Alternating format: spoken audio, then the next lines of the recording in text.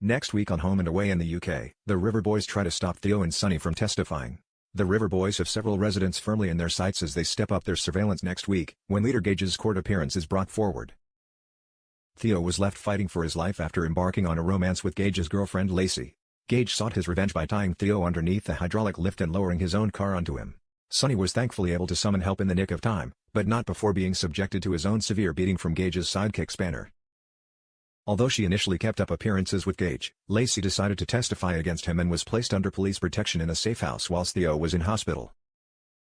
Sonny had also made a statement against Spanner for his own assault, but he wasn't deemed as high risk by the authorities, so friend Remy offered to put him up in the local motel protected by bodyguards. Whilst Sonny has occupied himself by starting up a romance with Dana during his isolation, Theo has been left broken-hearted after Lacey made one last phone call to cut things off with him for both their safety. Theo was quick to put the blame on overprotective Aunt Leah, who had previously warned Lacey off after she visited Theo in hospital. Furious at her interference, Theo ordered Leah and Justin to leave his hospital room and not return. Next week, as Remy visits Theo, the conversation turns to what happens when Theo is discharged. Remy's surprised when Theo announces that he won't be returning to Justin and Leah's place. With no other plans yet organized, and knowing she can't discharge Theo if he doesn't have somewhere to go, Bree comes up with a solution. She suggests to Remy that both Sonny and Theo move into the Pier apartment, whilst she temporarily stays with Remy. That way, they can both be under protection from the hired personal security.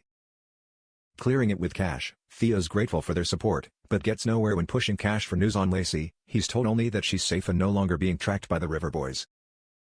Cash had also found himself being followed by some members of the gang, in the belief that he would lead them to Lacey, but they curiously disbanded at the same time Cash learned that Lacey had reached the safe house. Sonny's quick to make himself at home at Bree's, though his planned alone time with Dana is thwarted when Theo arrives home from hospital. Meanwhile, Dana's sister Harper is starting to have concerns about Sonny. Bree insists to her that Sonny and Dana are good for each other, but when Harper hears about his hospital stint and the ongoing security, she becomes even more uneasy.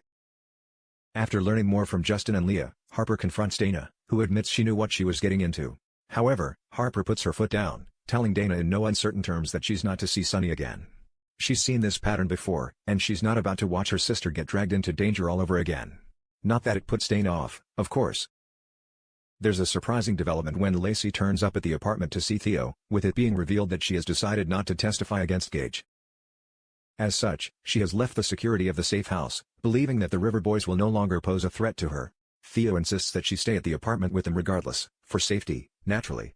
But little does Lacey realize that the River Boys already had her staked out at the so-called safe house, and have followed her back to the bay. When Sonny takes a little excursion to the beach to meet up with Dana, flanked by bodyguard Matthias, they both fail to spot the River Boys walking behind them in plain sight. As an oblivious Matthias stands guard nearby, River Boy Diesel keeps a close eye on Sonny and Dana through a monocular. News soon reaches everyone that Gage's court case has been brought forward to the very next day, and when Tane later sees Dana and Sonny enter the surf club, he and Harper remind them that it's not safe for them to be together. Sonny and Dana reluctantly agree to keep their distance until the court case is over. When Dana later goes up to Salt, Diesel finds her there and offers to buy her a drink, which she politely declines. When Dana mentions she's seeing someone, she's thrown when he replies, "Sonny, right?" Only then does Dana spot the blood and sand tattoo on Diesel's arm, as he warns her that Sonny better keep his mouth shut. As Diesel and his cronies follow Dana downstairs, Tane steps in and sends them on their way. That evening, Dana shares a room with Harper at Tane's place, but Harper's frustrated to find Dana missing the next morning, knowing exactly where she's gone.